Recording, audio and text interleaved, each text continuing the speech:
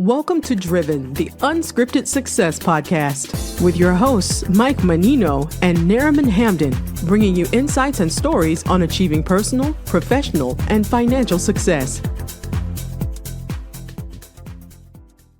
Hey guys, I'm Nariman Hamden, and this is Driven Unscripted Success podcast. We have another awesome guest on today. We have Dr. Jill Fandrich. Dr. Fandrich has been, she is a clinical and natural pharmacist for over 20 years. She has also been in the education and leadership roles as well, and she is an author of several books and a speaker. How are you, Dr. Fandrich?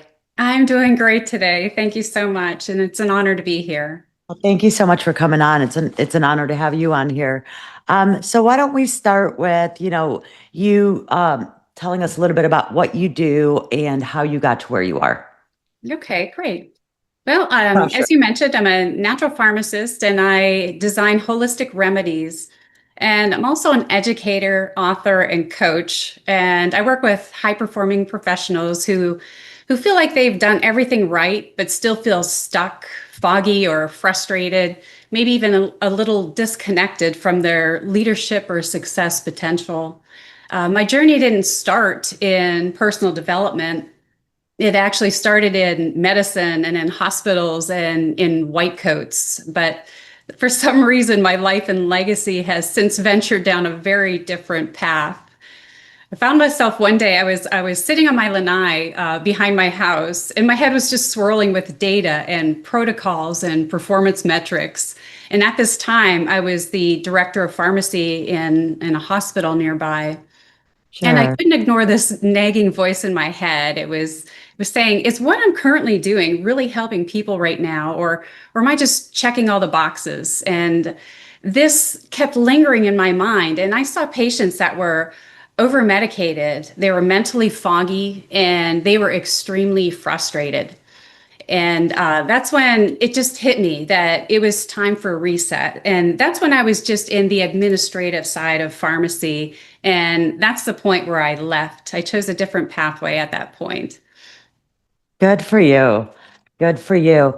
And, what's one of the biggest challenges you've had to overcome in your career? I mean, you were saying you started in clinical and then transition. So.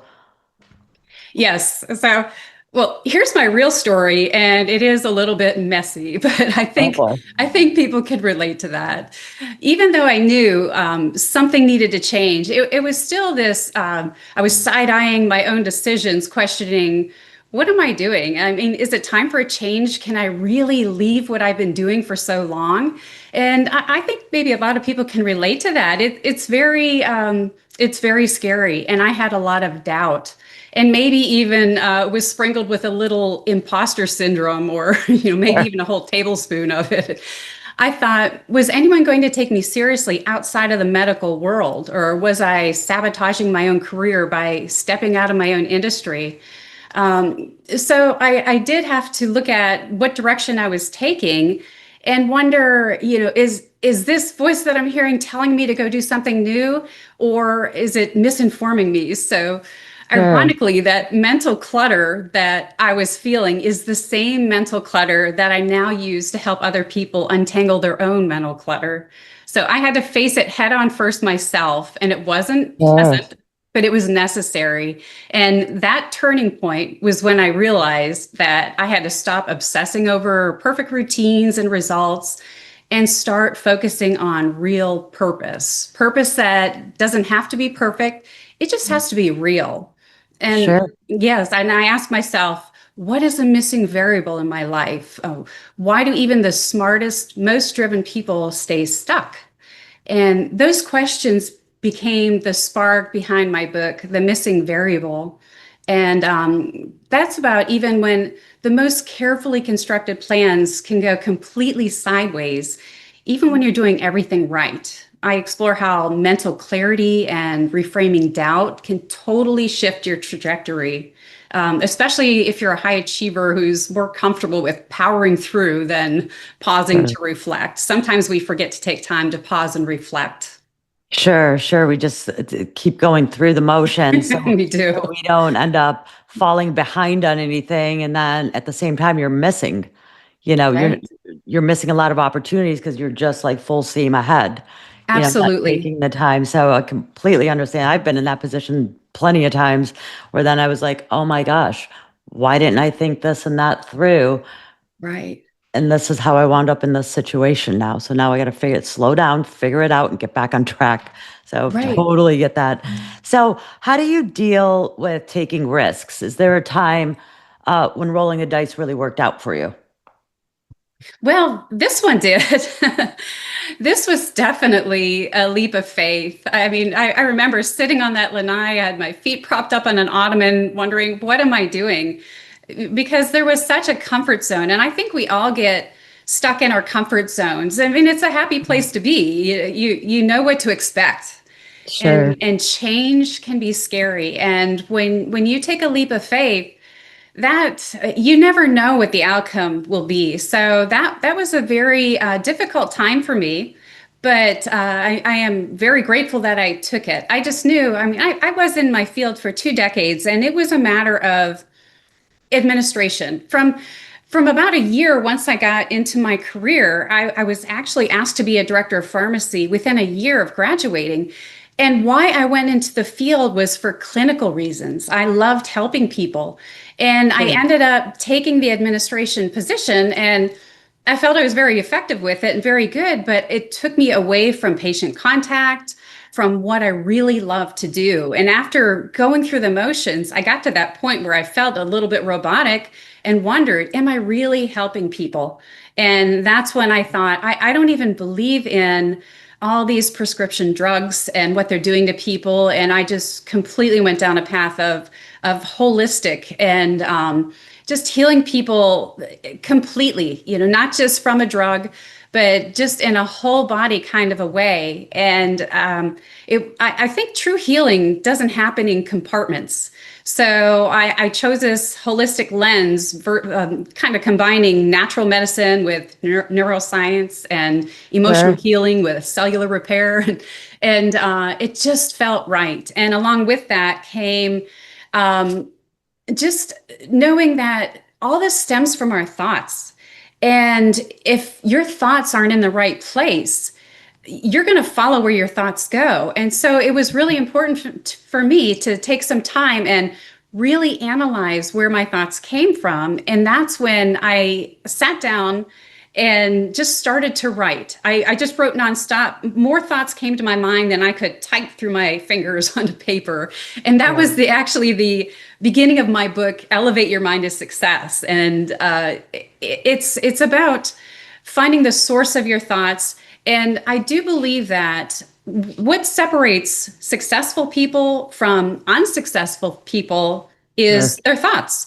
So I needed to understand where mine were coming from and a way to learn how to think clearly, intentionally, wisely, and successfully. And I realized that the level of success you obtain determined not only was by the quality of your thoughts, but also by who thinks your thoughts. Because we're programmed by so many different people. A lot of the times we don't think to think for ourselves. We do what I call a herd mentality, and what everybody else thinks, you start to believe and you start to live, and you base a lot of your decisions off of that. And that actually led me to write 3 more books, which are in my Who Connects Your Dots series. And it's all about who is connecting your dots. Is it you, or are you listening to somebody else, or even being raised, brought up? We're given a lot of good information from our parents and guardians, but it's not our thoughts. So that is part of our programming. And there should be a time when you really start to think about what your values are and what you truly believe in, and start to align your thinking the way you want to think, not influenced by those on the outside of you. Sure. And it's like you said, it's so easily done to be influenced by your surroundings. That there's so, you're constantly running things by certain people or by everyone, becomes extremely noisy.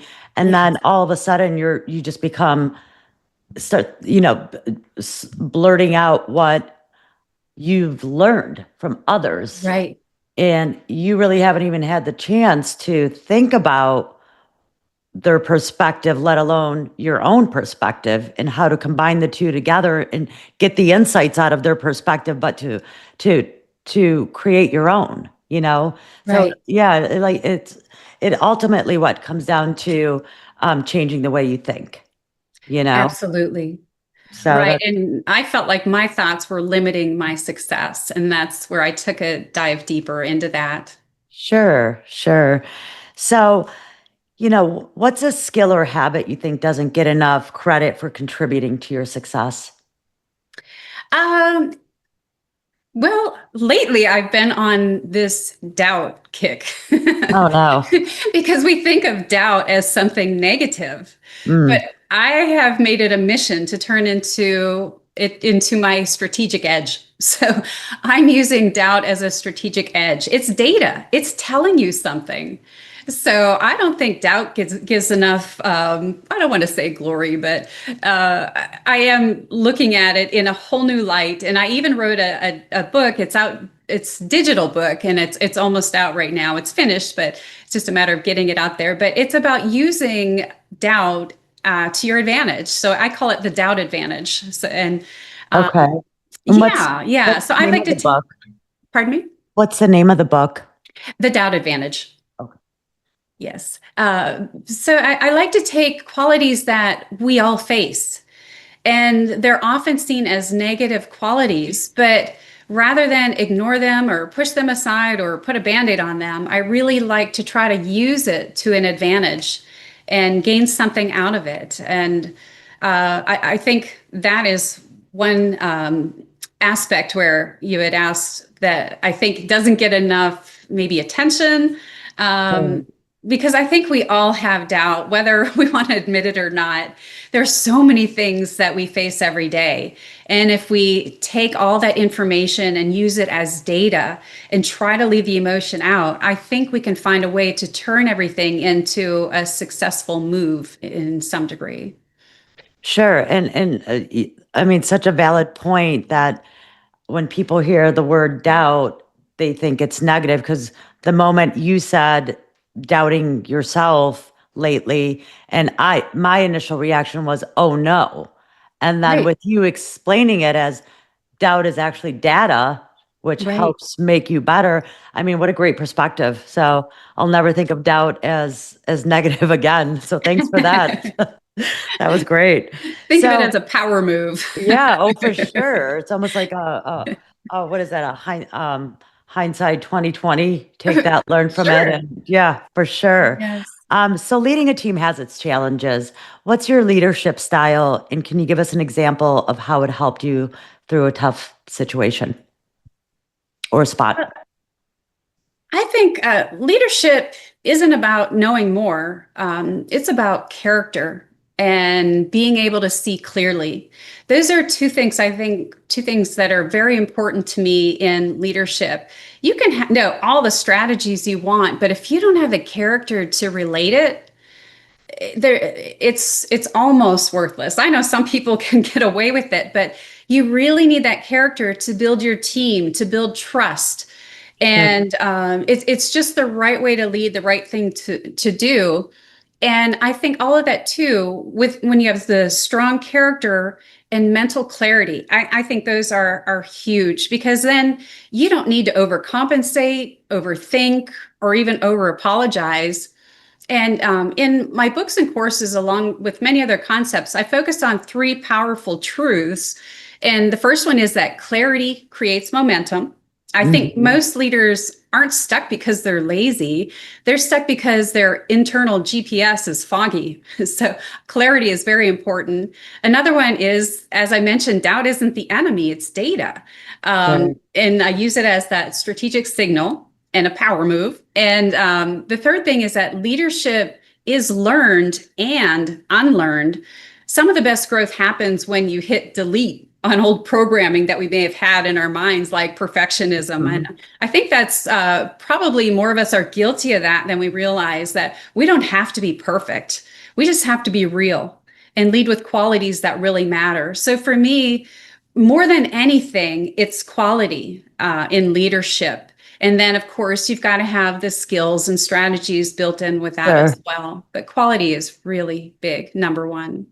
Absolutely. So, how do you encourage your team to think outside the box and bring new ideas to the table? How do I encourage the team? I think it's important to raise them up, encourage them, inspire them. They need to be your partners. And of course, you need to have the leadership, but I think it's very important to empower all of them as well. Give them the skills they need, the training they need. And a lot of people might be maybe a little more fearful that they would take over their job. I know I had that in my past when I just wanted to grow and learn, and I had no intentions of ever wanting my boss's job. This was when I was very young in my career. I didn't even see that as a potential. And he thought I wanted to take his job and wouldn't let me get the education that I was striving for. And it was a really good lesson, though. And I want to make sure I don't do that to anyone. But I like to give everyone all the tools they need and the encouragement, the inspiration, and the trust and the space to not micromanage them and let them bloom and grow. And when they win, you win, and the whole organization wins. Absolutely. Absolutely. And then it gives them a sense of accomplishment, and it makes them feel good that you trust them to go ahead and make that decision, without you micromanaging them. So that's pretty sweet.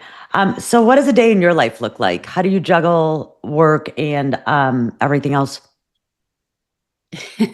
Well, as I mentioned, my life can be a little messy. I don't really have a planned organization right now. I work a lot on that. I'm kind of at a point where a lot of my things are getting to be on autopilot, and that is my goal. I've written the books, I've written the courses. I have many courses out there right now, and I'm finalizing getting them all in a position where they are on autopilot.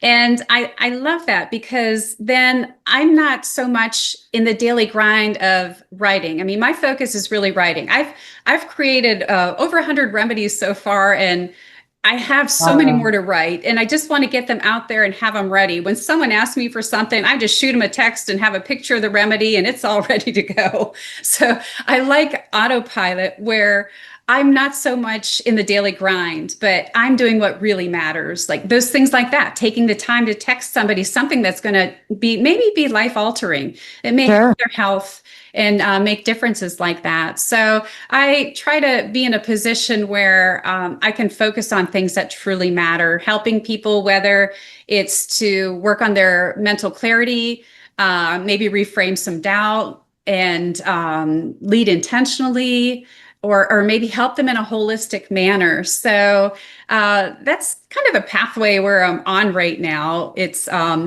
little harder to define. It's not that I'm stepping back. It's that I'm moving into a new rhythm of life here. So it's pretty fun.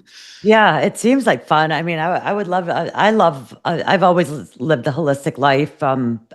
As a child, my mother, used herbs for everything and oils, and my grandmother. So I grew up in it, and I get it. And the only pharmaceuticals I will use is like maybe ibuprofen or if needed. But other than that, I don't like anything else. But my point is, so you were saying that you have a lot of remedies that you've created and put together. Is there a way that anyone can access those, or do you have a book with all your remedies in there? Right now, I have them on my website, drjillfandrich.com, and there is a tab that says natural remedies. There's going to be a point, hopefully kind of soon, where I put them all together in a book. I don't even have them all out there. I think I have 42 out there, but I literally have hundreds in the queue. That's amazing. I have them with a nice picture and just recipe, just to make it easy to use. And I made myself a binder of them, and it really is handy to be able to flip through if there's indigestion or some. Even I have outdoor remedies for organic things, but for now, there's about 42 or 48 of them on my website under the tab Natural Remedies, and anyone can go to that at any time and maybe you can download them or take a screenshot and get some use out of them. But they're out there to help people. That's fantastic. So how do you tackle learning new things, especially stuff that's way outside of your comfort zone? That's a very good question.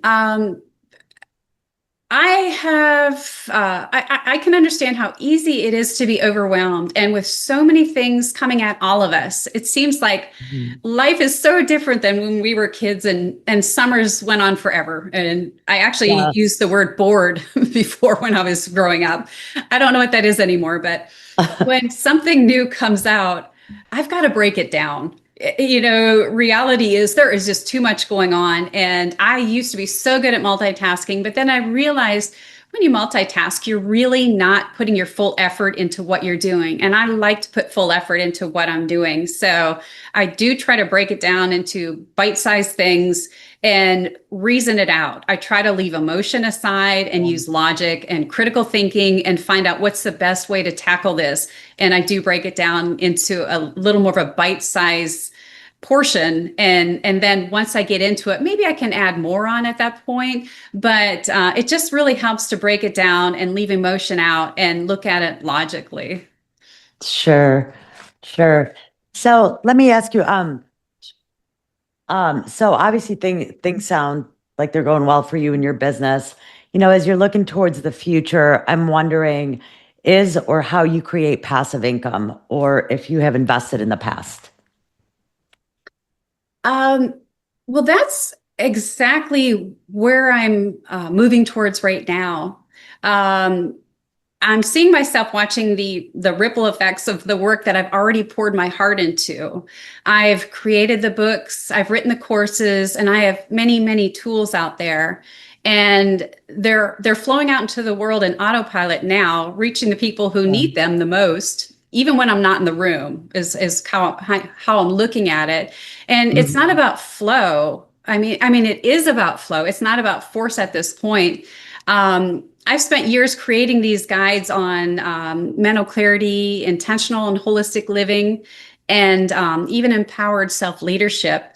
And my goal is for people to be able to support transformation on their own. So in this next chapter of my life, it's about trust. I'm trusting that all these systems I've built, and I'm trusting in the wisdom that I've shared, and I'm trusting that the right people will find their way to the right message at the right time.